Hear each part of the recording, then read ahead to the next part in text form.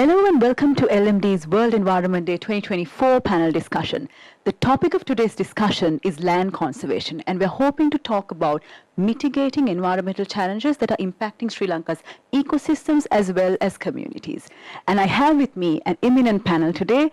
I'll start introducing them from my left. I have Palinda Perera, the Specialist Corporate Responsibility at Rockland Distilleries. Palinda, thank you for being with us. Next, I have Shanez Wijesinghe, the Vice President of Quality Assurance, Health and Safety, Sustainability and Data Privacy of Cinnamon Hotels and Resorts. Welcome, Shanez. And then we have Rohan, Cooray, Climate Change and Disaster Management Specialist and Consultant to ADB. Thank you for being with us, Rohan. And last and not least, we have Jayantha Wijesinghe, Earthwatch WWF Climate Champion, who is also the co-founder at Rainforest Protectors of Sri Lanka. Welcome. Thank you very much, first and foremost, for being here, all of you, and hope to have a very good discussion with each and every one of you. The first question, I'm going to actually give it in general to the entire panel. I want to start off with the triple planetary crisis. Globally, we are increasingly talking about how this is intensifying. We're talking about the crisis of climate change, the crisis of nature and biodiversity loss, and of course, the crisis of pollution. Looking at the local picture, just to give our audience, a foundation for the rest of the discussion to follow, how does this triple planetary crisis play out in Sri Lanka? Palinda, because you are next to me, can I start with you? At the moment, as you clearly mentioned, climate change, biodiversity, impacts on biodiversity, and the pollution. So if you break down three individuals into different sections, what do you feel when you be in Sri Lanka? Is that global warming, the current climates like havoc. But if I talk about one specific area, it could be the sea level rise, global warming making into melting polar ice caps, and then that getting into the current waters. So if we go back a little bit on the historical values, I would say in 1990s to about 2000, it was about 2 millimeters a year, and then from there onwards, another a decade will be 3 millimeters, and then now from 2010 to about 2023, which we have the last statistics, it's roughly about 5.5 millimeters a year. That's even though it's a small amount, a yearly base of that much of increase, the predictions might say when you talk about 2060 or so on, it will be about 7 inches. So that's strange. And then what do we get out of that when you have the rising sea level rise? You have the coastal ecosystems, coastal environments, coastal communities, which has been affected badly. And then not only that, seawater intrusion into the waterways, having another devastation, because we are an agricultural country, that will be affected. Utility of water, you can't use saline water in the long term for daily use, so that might also affect. And then the issues which we are currently facing, we have had heat waves, we have had floods, so that's also in terms of climate change being present in the current conditions. And if you talk about biodiversity, we have so much of biodiversity loss in terms of forest cover depletion. We also chop down forests, unfortunately, for development. But if it is sustainable, you can do something in mitigating the climate change and the impacts. And also, when you reduce the forest cover, it also affects the biodiversity, the species. We have threatened species, critically endangered, and vulnerable. So those are sometimes they are only found in the country. So if they go extinct, that might be another issue. So the third part is the plastic and the pollution.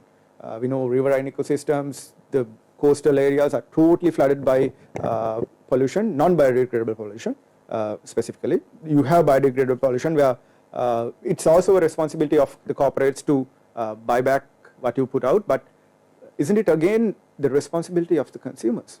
So that's a connection, because sometimes we talk about extended producer responsibility, but isn't that also responsibility of the consumers? So that I'll park it there as the moment, and then maybe we have a lot of things which is compiling up with the triple planetary crisis, and none of them are broken into separate silos. It's all interconnected. So you can't remove one in terms of the other. Thank you, Palinda. That was a good introduction. Rohan, can I ask you what your thoughts are on this? How do you see the triple planetary crisis in Sri Lanka? Well, let me just contribute what Palinda has started. Well, since my background is climate and also I'm a scientist, so I look at the things in scientific way because we need evidence to prove what we are saying here. Because that's something that we should not use the words loosely, because otherwise we will be in trouble, because we are trying to unpack the problems to identify the solution. It may be not the perfect solution, but it may be the solutions that we can withstand and combat the triple planetary crisis. Now let me come back to the crisis, the three crises that we were facing in today. It's globally, not only a Sri Lankan context. Well, of course, we do understand there is a interconnectivity between climate change, biodiversity losses, as well as the environmental issues such as pollution and air pollution, water, and etc. So these are all well interconnected. But let me come back to climate change, because that's something that we all live in one planet. There is no other planet for us to live. I don't know in future also. So we need to understand the planet that we are living in. It's Earth. So Earth has survived for millions of years. But within the last 150 years, it's changing its course. So we all discuss about the climate change in terms of last 150 years. So we are the group of people or the generation that facing the crisis, not the future. We are the people who are facing the problem. So let me come back again. Now, when we say climate change, of course, there are two major essentials or the climate variables that we say need to be understood. One thing is temperature, the other thing is rainfall. These two are blessings. These two are not a problem. We need water, we need rainfall, we need temperature, because we need to survive. The planet Earth survives because of these two variables. So you need to understand perfectly, and how this system, the Earth system, support our own benefits. I mean, we are living because of those two variables. Not only us, it's the environment, the biodiversity, all the living things in planet Earth live because of rainfall and temperature. So now what has happened since 1860? Of course, we do proudly say that we invent the engine and all those machinery things. Of course, we call it industrial revolution. But since industrial revolution in 1860, now we are changing the course of the planet Earth system. Of course, it supports us in many ways. It supports our consumerism patterns. It's changed our development. Of course, we do understand we need to develop, but we need to understand the triple climate boundaries as well. So up to what level we can go. So are we now surpassed the boundaries? Are we closer to the boundary? We need to understand. So let me just continue my inputs. I'll continue with my inputs on during the discussion. Yeah, thank you. Thank you, Rohan.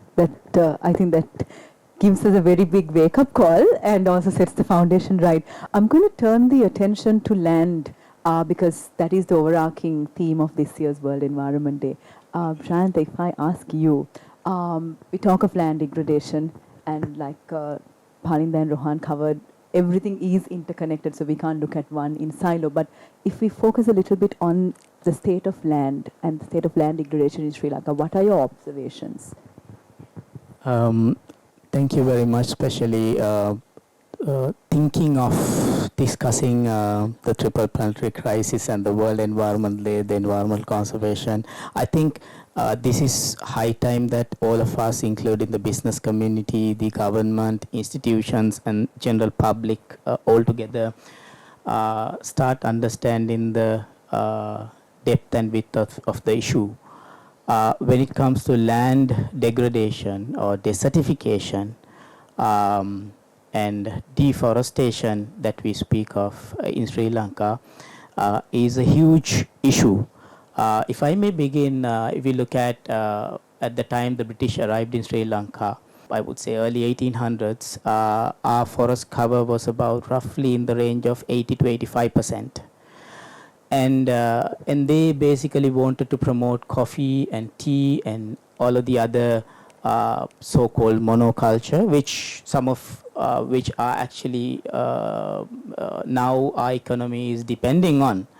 But for tea and coffee itself, we lost about 35% of our forest cover by the time the British officially left in 1948. And that's within about 2 centuries, we've lost about 35% of our forest cover roughly there. And this forest cover, mind you, is the most important forest cover that our ancestors, our kings, never touched.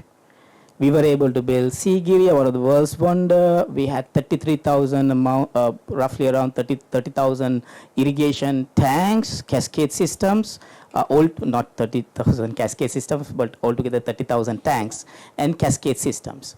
And then we had one of the world's best hydrologic civilization ever existed.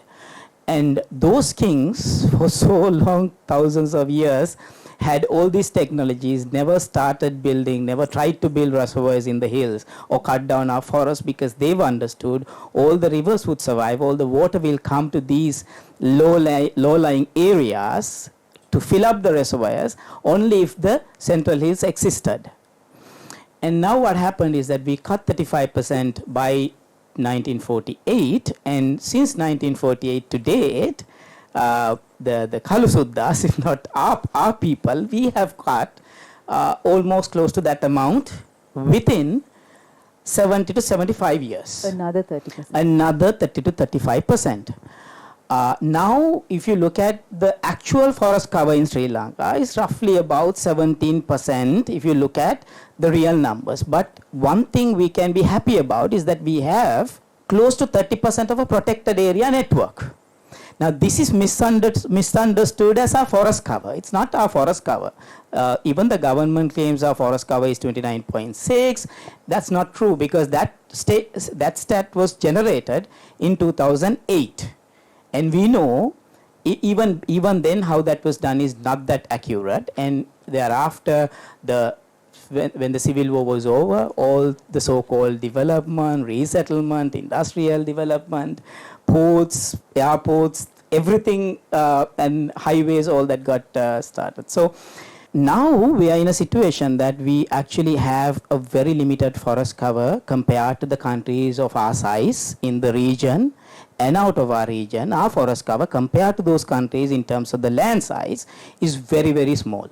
And that too is now at a huge challenge. We have a big threat of lot of deforestation and degradation happening because of either agriculture, unproductive agriculture, and various industries coming up, a lot of mining projects are coming up, and even to the level, some of the good projects which are like renewable energy projects, which are good, like solar power is good, but if you put up a solar power plant by cutting 500 acres of forest lands, that's not going to be sustainable. So land degradation and deforestation is huge in Sri Lanka, despite all the policies and promises and NDCs and SDG goals that we speak of. Thank you, John. Thank you for the statistics. Scary, but true. From your answer, I have so many questions coming up, but I think I want to talk about how land degradation and deforestation impacts ecosystems as well as communities. If we start with communities first, Shanez, I was hoping to address this to you. Yes. We often find that, like Jayantha was saying, a lot of infrastructure, a lot of development, but we find that the people who actually suffer as a result of land degradation are often the poorest in society, the rural communities and the smallhold farmers, which seems a little unfair. Yes. Can you share some insights on this? Most certainly, Rohangi. I think the statistics that Jayantha shared is absolutely shocking. And we all know that right now the Sri Lanka forest cover is definitely less than 30%, 29, 25%. We really don't know the exact number, but we all know it's a low percentage. So why has this happened? It's mainly because forest land has been made available for other users, including vegetation, etc. But with this, who's the first to be hit hard is, of course, the rural communities, the small crop farmers, and, of course, the extremely poor, right?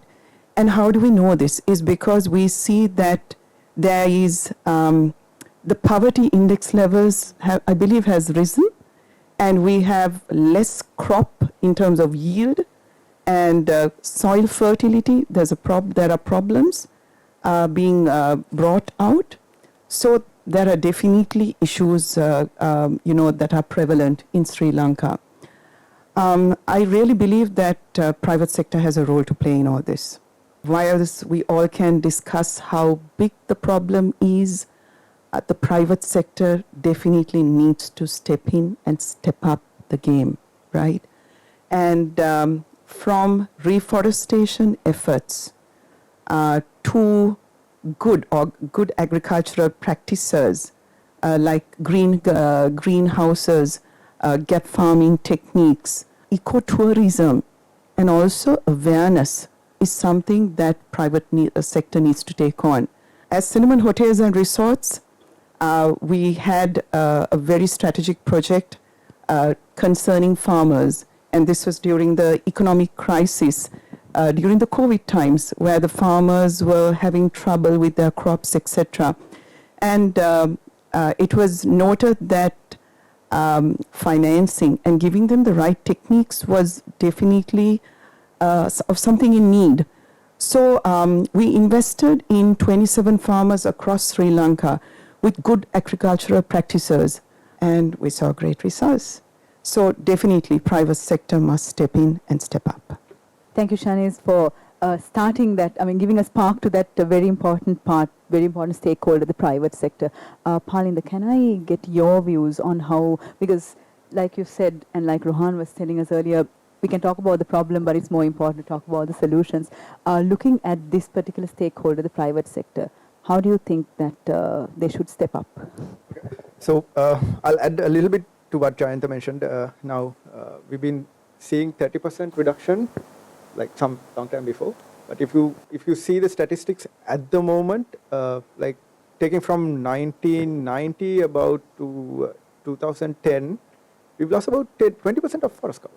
That's like really close distance, and then the definition has changed. Now the forest cover was defined in a different way than what it was mentioned, and then you suddenly see that the forest cover has grown, which might be interpreted in a different way. I'm not addressing that definition change, but we see the forest cover is quite a good substantial amount, but is it so? We're fooling ourselves. So is it so is another question to address. Coming to corporate sector, okay, we do sustainability, we involve in different corporate responsibility activities, corporate social responsibility, corporate responsibility. What I would see even in restoration phases, if you talk about restoration per se to increase our natural resources, are we doing the right restoration? Because in terms of corporates, sometimes you will be thinking, okay, you want to restore 20 acres, 100 acres of forest, 100 acres of mangroves, and then you go instantly plant trees and then forget about it. Is that right? Because we as Rockland, and then our sister company Olu Natural Mineral Water is also investing on cloud forest restoration. I'm just giving you an example. So for that we are interconnecting a forest, fragmented forest, which is next to the Horton Plains National Park's buffer zone. So we can't connect the forest to forest. It takes a long time. But we studied the property for 2.5 years. Sometimes management might be wondering why I'm not doing the restoration than just studying. But if you don't do the studying properly, you should not be doing the restoration. Sometimes when you plant mangroves, you look into Mahakadal, Rhizophora micronata. Is it right? you need to increase the diversity. It's not just one species, or it's not just planting per se. When you think about forest cover increase, everyone will think about me and kumbuk. Is that right? So you need to incorporate the values, and you need to study the property beforehand, and then me and kumbuk does not belong into other areas which is not their territories. So you need to study the ecosystem first, then understand what the dynamics are, and then maybe assist the natural regeneration. Assisted natural regeneration is what you can do as corporates. So it's not just terrestrial ecosystems, it's also marine ecosystem. You might be interested over coral conservation, seagrass, mangroves, so on, but trust me, do not do the restoration first if you do not study. That doesn't say that you can't, but get involved. There is Jayantha, there is other organizations, there's universities.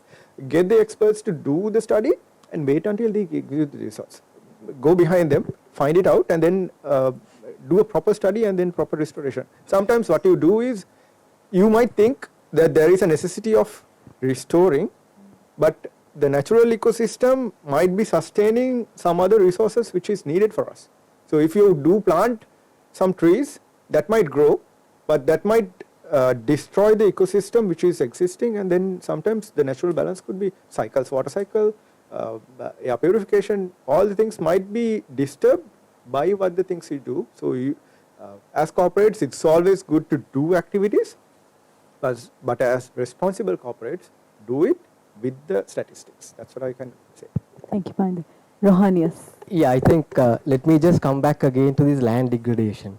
Now in land degradation in Sri Lanka is driven by two different things. One is, of course, climate drivers are behind it. The other one is non-climate drivers. Now what you have speak here is more like non-climate drivers, which is anthropocene. Like these are all human interference. We are changing. We are converting the land use from one to one, another aspect. So this is what is happening in all over as Jayantha says. Of course, we were never a plantation society. We were a hydraulic society. We were always based on water. Our society is based on irrigation systems. We were never touched the uplands and things like that, because we always, of course, I do like when Jayantha says that we need to look at the water tower. The water tower is the central highlands of the country, which we call water tower, because that's where we get all our water. It's like the central water tank. Yes. So if you do something to the central water tank, whoever lives in the coastal areas or the low-lying areas will be in effect. So that's what is happening. So let me come back again to this, the land and the climate change and the issues which driving the degradation as well as the deforestation and also reducing the land productivity. Now those things need to be discussed. Of course we need to, and also I will come back to Palinda's point that of course I do like when you should not plant trees based on some campaigns.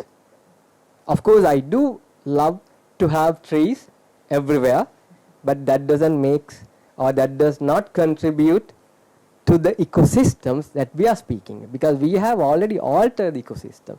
Now we are trying to brace, it's because we think, because we are guilt in a way, say okay, because we have we need to do something for the future generation, let's plant trees. That doesn't make any sense. Okay, I too love, but you need to remember now one of the major issue major contributor to climate change is carbon emission. We are removing the existing carbon stocks, that is biological, biotic carbon, as well as the abiotic carbon, which is extract from the fossil fuels. So you have, of course, now biotic carbon cycle is always there. It has its own imbalances, plus and minuses, but the fossil extracted carbon, or what we call is new carbon, is the issue. Now that's the carbon that is going beyond the threshold levels. So having a tree plantation campaign does not able to absorb or reduce the new carbon, because it takes time. It cannot be absorbed within 10 years. It's millions of years of process. You cannot just okay, it's good that you plant trees in cities. Of course, by profession I'm a chartered town planner as well. I love to have these urban agriculture, urban forestry, but I sometimes say, no, you cannot have a forest in a city. You can have a greenscapes, but that doesn't mean you are trying to of course all these things contribute to absorb the carbon, the excessive carbons, but you need to understand how are we going to solve the problem by giving a solution which is not going to be a maladaptation practice, because we always tend to give solution based on our context, but those practices and the solutions will become a maladaptation practice in future. Now we think having supporting rehabilitation, a tank cascade system, or providing tree and forest plantation will support and reduce the carbon emission, and it will to a certain level it will try to balance the ecosystems, but I'm pretty sure it won't. You need to think beyond the frameworks. Of course, I do like corporate social responsibility activities, but that doesn't mean that you need to also, but I really love when Palinda says, of course, get the experts, study first and then apply, because without studying, applying something will definitely become a maladaptation practice. So I'll come back to you. Thank you. Thank you, Rohan. Jayantha, talking about the experts, I would like to look at what Palinda and Shanez were talking about, like how the private sector gets involved in this. How should they look at balancing everything? I know it's an impossible question to answer, but how can we ensure that there is a balance in what we do so that nothing contradicts the natural? Yeah, it's a very complex issue. Like Rohan mentioned, we are looking at fossil carbon that have been there millions of years, which we take out, and then we emit all this carbon. And then you have the biotic carbon, the carbon that's absorbed by the forest and all of that, which keeps this CO2 balance in the atmosphere. One thing we don't realize is with the atmospheric carbon dioxide balance, there goes the other balances of other gases, including oxygen. Now, for us to be in our right mind, right senses, there has to be a certain percentage of oxygen that has to be there. With what Rohan said about reforestation and trying to do restoration and all of that, what we do is that actually we are contributing to this balancing work. So in that sense, whilst I understand that a little bit of reforestation or restoration might not have a significant impact in terms of carbon budgets or what we have to achieve, it basically helps. So in that sense, it's a good thing. So we need to encourage whoever who's trying to do it right. Like Palinda said, do it right.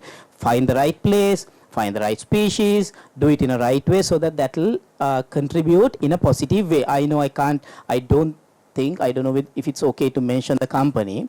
There is one corporate strategy of a company that I know of in Sri Lanka, an apparel sector company, is that they want to either conserve or to restore 100 times of their factory footprint, a company with large factory footprint, which is very good because you have a land footprint that you're using. Similarly, you have an energy footprint, you have a water footprint, and you have carbon footprint. You have a lot of footprints which you are actually almost literally consuming free. And if you're consuming free and you need to give it back, you are indebted. Like if you go to the market and buy an oxygen cylinder, how much would you have to pay? But you're breathing now, you're taking out oxygen, you're not paying anything. Where does that oxygen come from? And if it's a company that extracts water in a big way, you're taking out water, it could be groundwater that you're exhausting. And are you paying for it? You're not paying for it. Tap water, yes, you may be, but in most cases, the groundwater that the companies are exploiting in this country, they are not paying. So you're taking it out free. Where does that water come? These ecosystems, these lands that we are talking about, the forest ecosystems, marine ecosystem, coastal ecosystems, are the ones that are giving us this. So you need to give it back.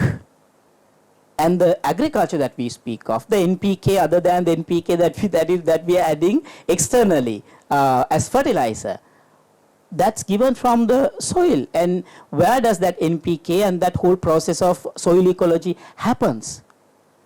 You need to give it back. So this is where companies need to look at their footprints, all kinds of footprints, and look at what they're consuming and the actual economic value, or if not, if you monetize it in the market values, not like the water that you might maybe take free or 2 rupees per liter, but the actual market value of a liter of water bottle would be about 100 rupees, 150 rupees or something like that. You put numbers, and you have to look at the resources that we as individuals and as companies are consuming and we are not paying for, and for that you need to give it back, and the giving back is what the companies should do, whether it's land restoration, land conservation. You don't have to reforest. You know, we also have a land trust. I'm not going to talk about it, but if you need to actually protect 100 acres of a forest that is going to get cut next month, that's something that you can do. And there's so much of other things. You need to look at your, like Rohan very correctly said, one very important thing is that you, like net zero, going net zero, you can increase your emissions by 2030, double your emissions, and at 2030 you can make it net zero by buying up another forest somewhere or doing something so-called CES, but you have increased your emissions. Now you need to look at your current existing emissions and reduce it. If it's impossible to make it zero at this moment, but you need to really look at reducing the pollution of environment. Thank you. Thank you, Shanez, I would like to... That was very, very interesting, Jayantha. I couldn't agree with you more, right? And just on emissions, I think every corporate needs to have mechanisms to measure what their carbon footprint is. And it's a must, especially scope 1, scope 2, and we must start getting into scope 3. Now, that's going to be a challenge. How do we do this?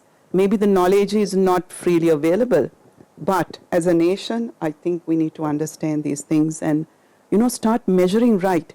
We can say we want to be net zero by 2040, right? 2050, I think we've said 2040. 2040 is not long way off, right? So just reducing our dependency on some of these natural resources is something that we need to plan out. We need to allocate our resources on. Very, very important as a corporate sector, because it's time that we start conserving and protecting what we have for the future generations. Yeah? Shanez, thank you very much for that, because you paved the way to my next question. We've been talking about the corporate sector and the responsibility, that they have to take up. But if I bring into focus another big stakeholder, I would say the government. What kind of role are they playing, and what should they be playing? I will pose it to everyone. Well, I'll take the question because it's very okay. Now we need to understand again the climate change, the triple planetary crisis, in terms of the governance. Okay, we need to understand the governance of how we are going to address the three issues, the triple planetary crisis. Now, for an example like Sri Lanka, now we need to understand, do we have legal, policy, institutional, coordination, and as well as the implementation mechanism to achieve the solutions that we are going to implement in next couple of years. So do we have right legal framework? Do we have right policy framework and institutional coordination and implementation, as well as the climate financing? The financing is also part of implementation, because without financing you may not able to implement and achieve all your targets. You may have lots of ambitious plans and frameworks and targets and international commitments. Now Sri Lanka is a signatory to Paris Climate Agreement. In 2016, the government of Sri Lanka even ratified. They have a mechanism to implement. There are 4 things they are looking at. One is the adaptation, the mitigation, and also the loss and damage mechanism, and also the means of implementation. Those are the 4 areas that the government is looking at present. But having said that, now, or having all these legal, policy and institutional and all these frameworks, are we on the right track? That's something that we need to understand. Now we need to discuss, okay, of course, the other thing that I need to emphasize here in this discussion also, we need to understand climate change is not an environmental issue. You need to be very clearly understand this. Climate change is not an environmental issue. Climate change is an output of unresolved problem of development. Climate change was there, and the natural climate change was there. It is the life system of the planet Earth. But we have altered the system. We have extracted. So remember, I saw many discussions, the experts are discussing about climate change, and some people are mixed up with climate change impacts with climate emergency impacts. Now we need to look at, now even in this discussion I saw you want to discuss about the drought resilience. Of course we need to understand drought in terms of climate emergency as well as an output of climate change. Of course the countries like Sri Lanka, I was in Africa for many years and when we discuss about the climate change and the drought, I was in East Africa, and there were some meteorological guys who came with me to Sri Lanka, and we had a discussion with the meteorological department, and they were saying, and we were nicely presenting, we have dry zone, wet zone and intermediate zone. Of course we don't have a rid zone, it was a misconception, so we have now not discussed about the rid zones in Sri Lanka. We don't have a rid zone, so remember that. So when our guys were our meteorological guys were presenting that, we were saying that our dry zone is experiencing annual rainfall of 1,000 millimeters, and they were laughing at us, the Africans. 1,000 millimeters of rainfall per annum cannot be considered as dry zone. Of course, it's a problem of water resource management. It's a problem of water. Jayantha was saying there was a 30,000 plus irrigation tanks, ancient irrigation systems. But of course, I'm not saying that we need to rehabilitate all these systems, because it cannot be done, because it was there in the ancient times, but now we cannot rehabilitate all the 33,000. It is not practical, and it's not contribute to what we are expecting. So that's it. But now what I want to say is now let's come back to drought. Now, most of our land are drought prone. Wet zone is smaller, and wet zone is getting more wetter, and the dry zone is getting more dry in future, but with an increasing rainfall pattern. You need to remember, increasing rainfall with a highly erratic rainfall trends. That's the important thing that you need to. It doesn't say that we do not have rainfall in future. No, we will have rainfall, but with highly erratic pattern, and that's need to be understand. So when we say drought, we need to also understand, do we have agricultural drought, or do we have a climatological drought, or do we have a hydrometeorological drought, or is it a socio-economic drought? In early history, there were like 4 famine occurred in Sri Lanka. Of course, these are not called as impacts of climate change. Now, I will come back to those 4 famines: Baminithiya Saya, Eknaliya Saya, Buluka Saya, and there is another one. I couldn't remember the exact single term. So there were like 4 famines. Famines is because of drought. Because and remember, when you say drought, it comes back to us, it bounces back to us, because we will be worried about food security. Because at the end of the day, we are doing everything to get our harvest and everything. At the end of the day, everybody wants food. We need to look at the food systems are secured in future. So will why I'm saying is, when we say about drought, our staple food is rice. The production is come from the dry zone. Of course, it does not produce as it was, but it has been reduced. But we need to understand why it is reduced. Is it because of the land use changes or our own issues, or is it because of the soil fertility is reducing, or is it diminishing? We need to understand this. So now let me come back again to the government.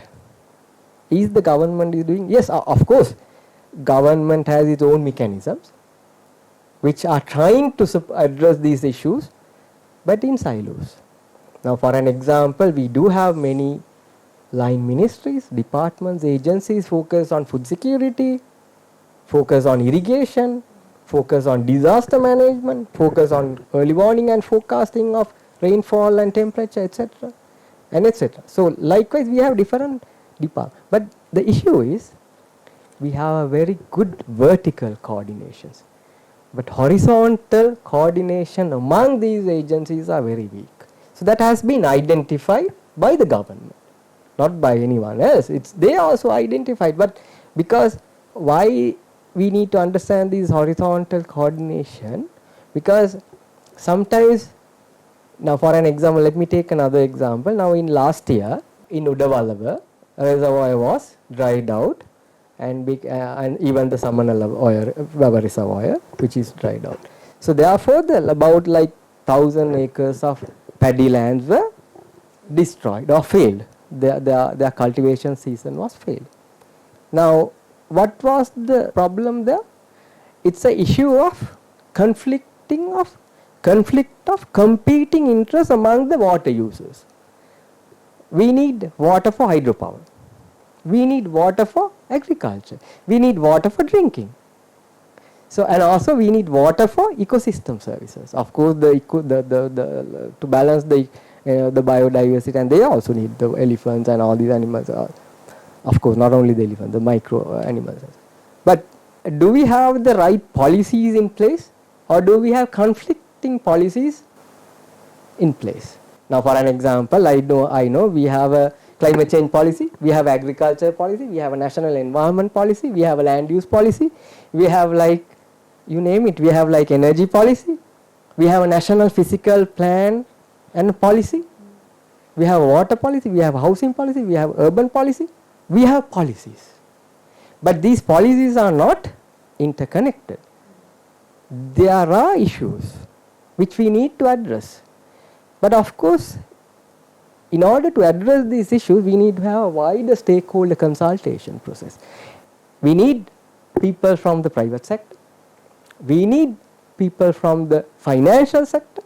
We need people from the academia, the think tanks. We need civil society perception on this policy preparation process. So that has to be done. So the consultation is one of the things that is missing here. So I do believe the government will take necessary action in future to address. Of course, I do understand the climate change bill is going to be present very soon, and well, we need to understand what exactly it's going to be focused on. But those things are coming. But I sometimes, in my personal opinion, I say having too much red tapes will collapse the system. And also I always say structures on structures will also collapse the system. You may have enough structures, you may have enough systems, you have enough legal regulation plans, but you need to have that coordination.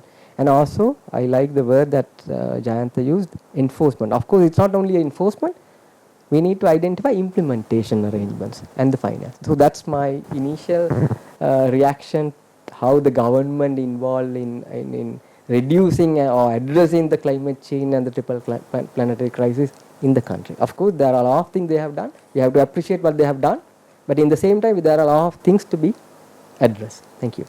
Jayantha, I think you can add to this. I'll be as brief as possible. Just a few things. I need to give companies the credit, the corporate sector the credit globally, being more innovative and advanced in terms of going for net zero goals, like going for 2030 net zero goals. A lot of companies are there. Some of the Sri Lankan companies are actually going there, which is very good. But also at the same time, we need to be very conscious of the fact that if you look at all of these degradation, land degradation, deforestation, desertification, currently is happening also because of our corporates. If you look at the plantation company, if you look at the agricultural companies, big agro companies in the country, and the big agrochemical companies in the country. And if you look at some of the companies that have big infrastructure, the companies that are using forest landscapes, the companies that are trying to grab aquaculture landscape, the coastal ecosystems right now for aquaculture, shrimp farming into that and all of that. Recently, Vedditalti was degazetted based on a company's request, a company I don't want to name, but these are companies that are getting thousands of acres degazetted for their benefit.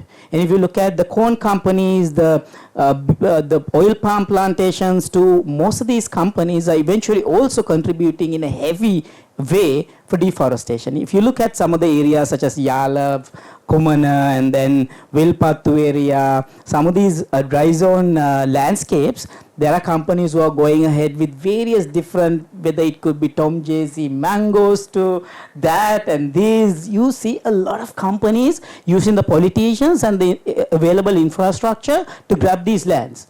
Now the cement corporation lands in Vanathavillu and in Puttalam area, and from Puttalam to Thalaimana now, we have the Adani wind power project coming, we have a lot of mineral mining projects are coming in Mana, and we have a lot of coastal shrimp farming and aquaculture projects coming there, and then you have loads of different agricultural and some projects we don't even know. Thousands of acres of lands have been grabbed by companies in Vanathavillu and beyond. Vanathavillu is in Sri Lanka one of the notorious divisional secretariat area for a lot of companies to go and grab lands. I'll finally come to Muthurajavela, just close to Colombo.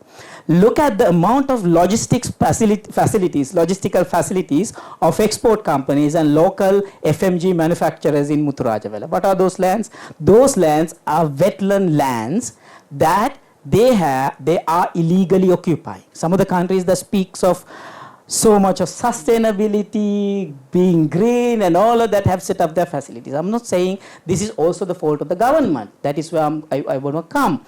While some of the companies are doing a great job in going net zero and ensuring that their factory footprint is kind of addressed, and a lot of restoration projects and all of that. Some of the companies are at the extreme end, and they are working with some of the loose systems, whether it could be loose policies, legal frameworks, institutions, and the government's inability of really enforcing and enacting and having the institutional infrastructure working to ensure conservation is a big problem. So finally, what I have to say is that, like Rohan said, we have CPP, Climate Prosperity Plan, which is the President's vision, as it says. And we have the nationally determined contributions, NDCs, that we have promised after COP21. Since 2016 to date, we have passed half the time, and we are only doing adaptation plans to that and this. We are still planning on how we kind of go there, and we still have only less than 6 years to achieve these so-called targets. And then we have the net zero 2050 pathway of the government, and then government and the president's side comes and says that we want to advance for 2040, and then all the plans have to change once again. So these are kind of duplicity of, you have the act, the Climate Change Act coming, Reforestation Act coming, fantastic pieces of legislations, documents, policies being drafted. But the issue is that we don't have a right institutional infrastructure and the right people in place. When you look at how some of these ministries and the ministers are appointed, chairmen and director generals of these institutions and environmental regulators appointed. You look at some secretariats which are important, who are leading them. It's for me personally, this is for me personally, not the whole, probably not the opinion of the whole panel, is very disappointing. And I don't know where we are going, and I don't know by 2030 what we could achieve other than probably energy sector, which we will go for like 70% of our renewable energy if the plans in place happens the way they are planned. Thank you. Thank you, Jayantha. We're going to take a very short break now, but we'll soon be back to restore our conversation on land restoration and conservation. We are natives. We know the land, its wildlife, and its community like the back of our hand. We know that clean energy doesn't just minimize our carbon footprint. It can even show us a future of coexistence between man and elephant. We understand that planting trees in degraded lands grows more than a forest. Planting produce in our backyards makes home-cooked meals better. And helping others do the same can transform lives. Much like planting rattleweed can transform gardens, we do our homework. There are places that need more attention and care. To protect biodiversity in those places, we treat our oceans with respect. We treat our rainwater and used water with reverence.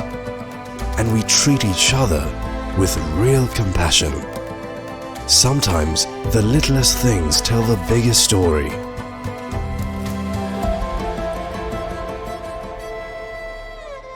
The sweetest story.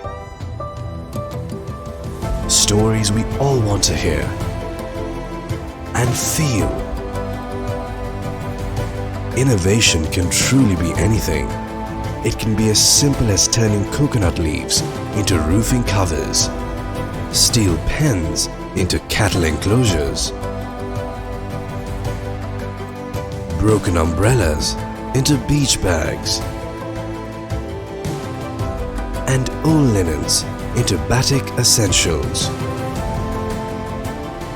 However, the unseen bigger picture is an even simpler one.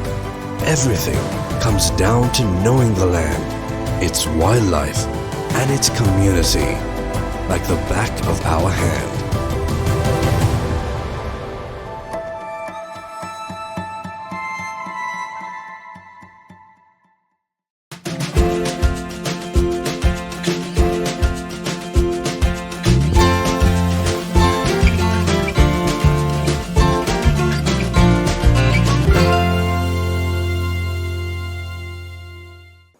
Welcome back to the discussion. We're talking about land conservation for World Environment Day 2024. So many talking points, but I'm going to focus on one particularly. You spoke of innovations and companies using innovative methods to, help with land restoration and all that. Technology is one way that we can be innovative and it's revamping life as we know it. But are we adequately using technology? Is there room to grow, especially from the corporate sector? Are we really using this pillar?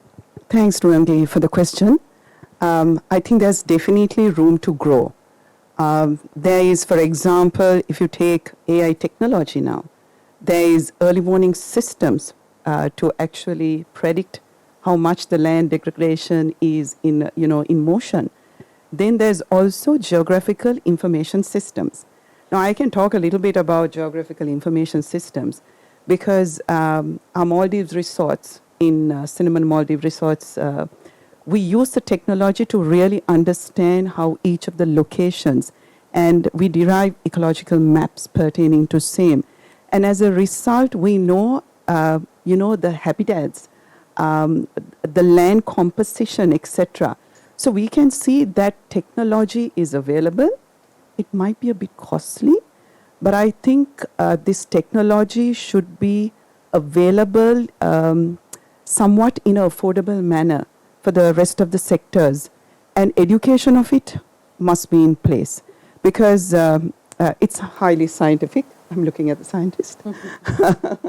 And we need the help of experts, because whilst private sector can have the vision and the goals and the right intentions to do it, I believe it's absolutely the collaboration with the scientific community, and then with the community as a whole that's required.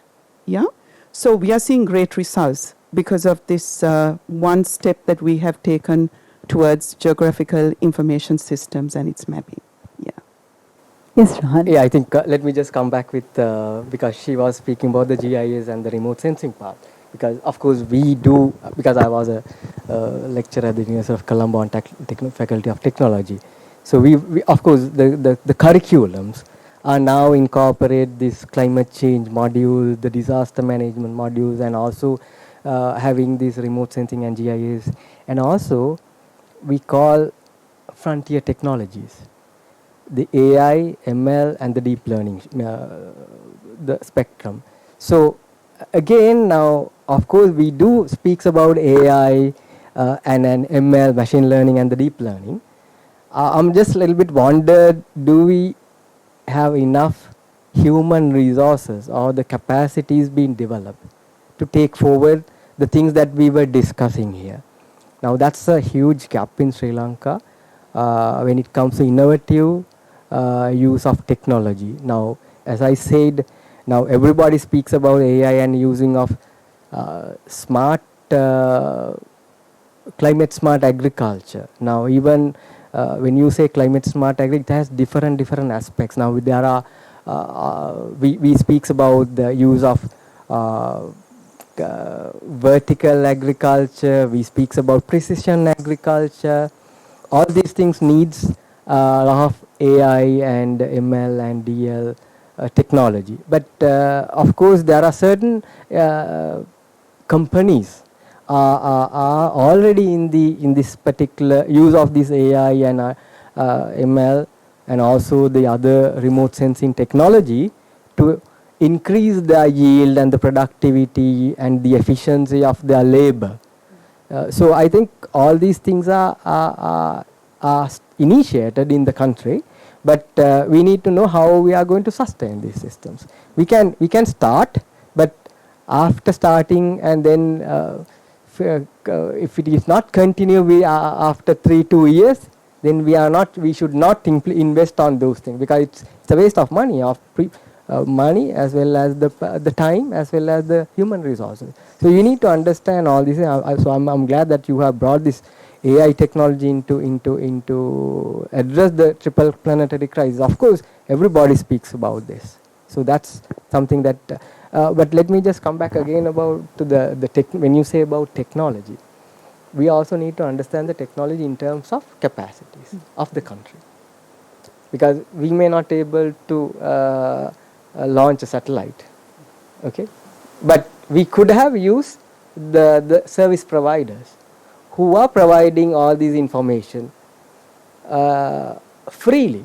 Of course, if you want to detect the forest change in the country, you can easily download from the service providers who are at global level. Everything is free now. Of course, the issue is you don't know where these information are, and you don't have the necessary human resources to acquire those information which can easily available. For me, I always use all these data. For me, nobody says I don't have data. I do have data. It's too much of data, but we do not analyze the data. Sri Lanka is a laboratory of data. Remember, we have like our climate data starts in 1800. We have like 200 plus year of data, but we never analyze. Everything is still in the archives. So those things also need to be looked at. So technology is a vast subject, but we need to understand how are we going to use the technology. Otherwise, it will become a knife with two edges. So we have to be very carefully used it. Thank you. As we are almost at the end of our conversation, I want to bring it back to land restoration. Now, the UN is, pushing companies and recommending companies to really improve investments in terms of land restoration, which is going to not only help the ecosystems but also help communities, alleviate poverty, and all of this. This sounds really nice. Sounds very ambitious. Sounds promising. But if I ask you, how easy or how difficult is it in practice? Palinda, can I start with you? Okay, so land restoration, though you consider it like very easy, it's just a term. But when you think about in detail, you hardly can find out an exact solution. But you can go around, when we talked about the corporates working, like when you mentioned last time regarding the corporates getting involved. Land restoration as well as conservation. Now we have a load of university students who have already passed out and then have done science backgrounds. Now for corporates, I'll give you an advice: look into them, find them, and get them involved in your sustainability scope in your company. If you have sustainability, if you don't have sustainability, this is a place where you, not only you, the ones who have already passed out from universities, this is a chance for you to shine out, go to them, find out areas where they could be doing activities, and then even if you're a company who is selling something, you might have something towards the sustainability and corporate responsibility. It should be it could be community, could be environment. So that way you can meddle around, find grounds where it is related to the corporates, bring it up to them. They will be highly likely supporting you, maybe in terms of small term projects, or maybe you getting recruited into the entity doing a long term research. So that also is kind of a thing which you can inculcate into the government and also towards the systems where you get educated. Now if you take about the question which you raised, now is it easy to do it, land restoration?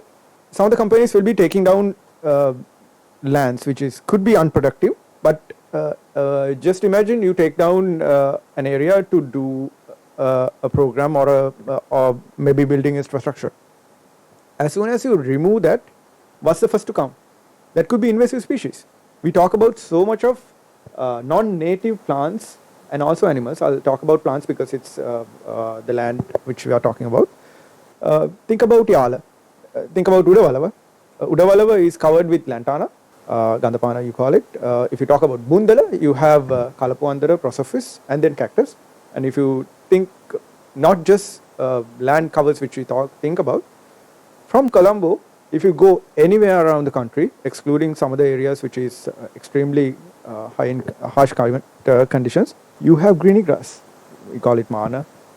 It's totally covering our whole ecosystem, and you might be doing a removal of a non-native area and then maybe introducing a site where you want to do property or an activity, but that might be a good place where you have all these invasive species taking over and then having so much of destruction. And also we talked about agriculture. Now agriculture will be putting so much of you can't call it pollutants, everything from nitrates to phosphates. What happens when you put over? If you have a threshold value which you can feed the agriculture crop, that will be absorbed. What happens to the rest? That goes into the water streams, that goes into the rivers, makes algal blooms. There is fish and animals dying, and then if you go into the riverine ecosystem, passing it to the sea, there is corals, which we think about, and then corals could be covered with algae, which might kill the algal coral reef ecosystems. And now we have climate change. We have so much of temperatures. Last year, 2023, was considered an El Nino year, which had so much of stress on our coral reefs. And following that, even this year, we have a huge temperature fluctuation. So we have heat waves, which is again damaging those ecosystems which are crucial. It's not just the coral reefs where we think about, it's the feeding grounds of fish. That might affect humans in return. So you need to think about the story. It's a cycle. So sometimes what you do might trigger something else, which might be totally devastating. You might have thought about a good practice which you are doing, but it's always about the coalition. And also land restoration is okay, land restoration is possible. You need to get involved with the immediate communities. You need to get involved maybe with the Veda population, like the indigenous communities. So you might be thinking in a very short way and an easy answer, but you might make conflicts when you start doing those. So then again, I connect you to the earlier stage which I taught you about. Getting involved in these youngsters who have passed out from universities, get them do research, do studies, and then get the experts. And when you have that component in your company, you might be sufficient enough to stand out and make a statement. It's not just the carbon. It is carbon, and then climate change is driven by carbon. But if you think about what is the most potent greenhouse gas, though it's not a gas, is water vapor. 50% of the global, the condition which we want to support to thrive the globe is done from the sunlight coming from solar radiation, getting trapped into water vapor and then heating up the ecosystem. If you take that, you might be 5 degrees minus Celsius, which you can't stand. So it's all about the system, and then carbon dioxide is also there. So you need to manage that also. And then, so you need to think it in a broader manner. It's not that easy. It's not that easy. Shanez, if I ask you, I'm not going to ask you if it's easy or hard, because I think we've established that. I want to say that I don't think it's that easy, for sure, like Palinda said, because we've done it, and I can give some insights from a experience that we've had. I think all of you all would have heard about the cinnamon rainforest, close to Singaraja rainforest, just 30 minutes away from it. It's a perfect collaboration, and why I'm saying this is private sector, government, and that is the forest department, and then we had Rukrakagano, JKH all coming together just to look at 59 acres of degraded land. And now we are like third year in making of this, and over 20,000 native trees have been planted. Now again, I hear everyone saying the scientific process must be looked at. Yes, we had scientists involved. We had a baseline study done, etc. So just to add to what you're saying, right? I think efforts are being done by the private sector. But it's important that the organizations understand that biodiversity conservation, land restoration should be a part of their business goals, their objective, strategic goals, etc. Because if you do that only, you can mandate resources and drive it from within. Yeah? So that's what I wanted to add, Rohan. Thank you very much. I see it from a corporate angle, corporate sustainability angle. I think it's not that difficult. I think Palinda scared, I think some of the companies a little more than, in my opinion, they should. I don't think it's that difficult, but actually, speaking of, I know the Cinnamon project, and we have a similar project, 50-acre degraded land restoration project that we do with MAs, HEMAS, Selinco, and One Tree Planted. And there are some other partners as well who volunteers. And we've been doing this. This is probably, now I'm not comparing, but this location that we do has about a 70 degree, if not 60 degree of an angle on a mountain area that's been burned down twice every year is what we are restoring. So in terms of the project, I know the difficulty. It's very, very difficult. It costs a lot of money for labor, the infrastructure, even to take a plant all the way up to the mountain by foot, itself is so challenging. So it's very difficult. It's not an easy job. But venturing into restoration is not that difficult. But I just want to move beyond the corporate restorations to whether restoration, land restoration is an easy job or not. And can it be done? And is it feasible? if we look at, like I mentioned, we have 30% of a protected area network in the country. If we look at our agricultural lands, we have 63% of an agricultural land area out of the total land area in this country. That's as per the Land Use Policy Planning Department of Sri Lanka. It's not my words. So you can see their publication. So if you have 62 to 63% of a agricultural land area, why do you need more lands for agriculture? And out of the 62% of our agricultural lands, only half of it is being used productively. Now you have another 30%, more than 30% of an entire land area of this country that are not being productively used. So the government's target is to restore 3% of a forest cover by 2030. Now there is a 200,000 hectares of a reforestation challenge, which is called the Bond Challenge, that the government need to achieve by 2030. Now this Bond Challenge will be achieved by the corporate that are doing the reforestations, the environmental organizations that are doing the reforestations, and the government-led reforestations and restoration initiatives.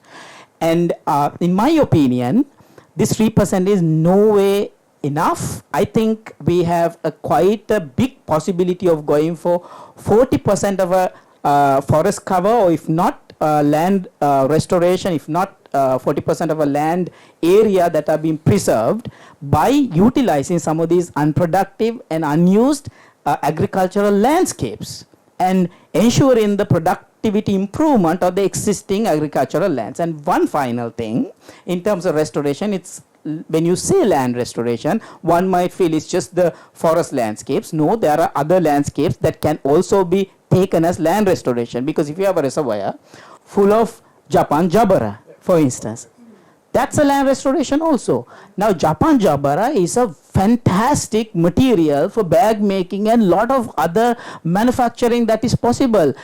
Which company of this country is trying to invest some money on using some of these invasives, which Palinda spoke about? Invasives itself by definition is not something that is bad.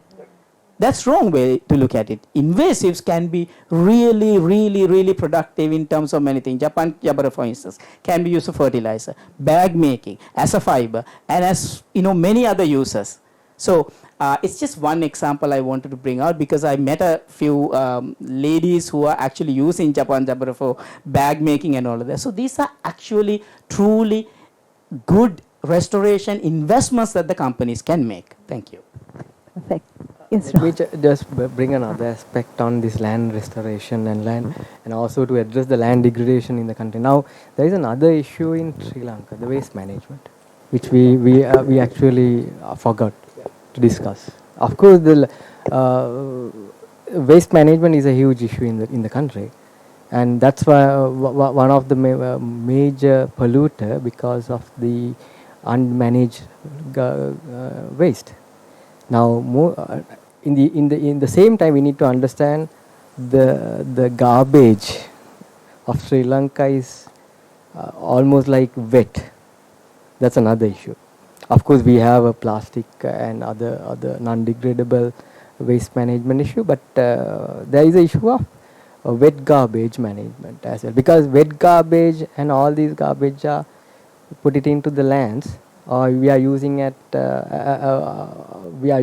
our wetlands or other areas as landfills. So that's another issue. So of course I do understand waste water treatment, waste management of the big hotels, because I was a hotelier earlier before 2004 tsunami. So I remember we were trying to develop waste management, water management, water treatment plants, waste management in-house. So the corporate sector has a opportunity within their system to engage in reducing the triple planetary crisis. We are coming back to the square one again, but anyway, there are small things that we can adopt easily within in-house. Of course, I'm not speaking only about the corporate, but of course we can start it from the home. How much of wet garbage we are throwing out every day? Just imagine how much I used to sometimes calculate mentally the amount of wet garbage we are throwing out every day. It's huge. So of course at the end of the day it will again contribute to global warming because you are putting methane out. You are putting your problem to someone else's land. You are not. You may be quite okay, but you are throwing the problem to someone else's land. Someone else's land belongs to our environment, the biodiversity, the ecosystem. That's the issue. So we need to look at all these things in a different manner, and also we need to look at. I'm not calling it out of the box, but you need to look at the problem in a different. And also remember, we should not only speak about the problem. As I always say to everybody, now it's time to discuss the solution. Now let me finish my input by giving this. Now when you wanted to provide a solution to climate change or the triple planetary crisis at country level, the solution start with policy and planning based solutions. There should be policy and planning based solutions. The second one is the infrastructure based solution. The third one is ecosystem based or the nature based solution. The fourth and final, the most important solution is climate financing solutions.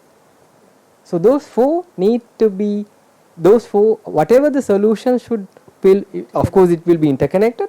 All these four solutions need to be addressed by the government, the corporate sector, the non-state sector or the civil society and the non-governmental organization, and also the citizens of this country.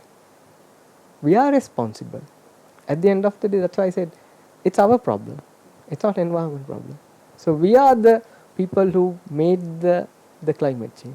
So let's try to address as in consultation of all the stakeholders and network together to address the problem. So that's my conclusion. Thank you. Thank you. It's been delightful talking to each and every one of you, and thank you very much, Jayantha Wijesinghe, Earthwatch WWF Climate Champion and co-founder at Rainforest Protector Sri Lanka. Thank you, Jayantha. Thank you very much, Rohan Cooray, Climate Change and Disaster Risk Management Specialist and Consultant to ADB. Shanez Wijesinghe, Vice President of Quality Assurance, Health and Safety, Sustainability and Data Privacy at Cinnamon Hotels and Resorts. Thank you. And Palinda, thank you very much for being here. Specialist Corporate Responsibility attached to Rockland Distilleries. It's been lovely having you all. And thank you to all our viewers for joining us. Until next time, take care.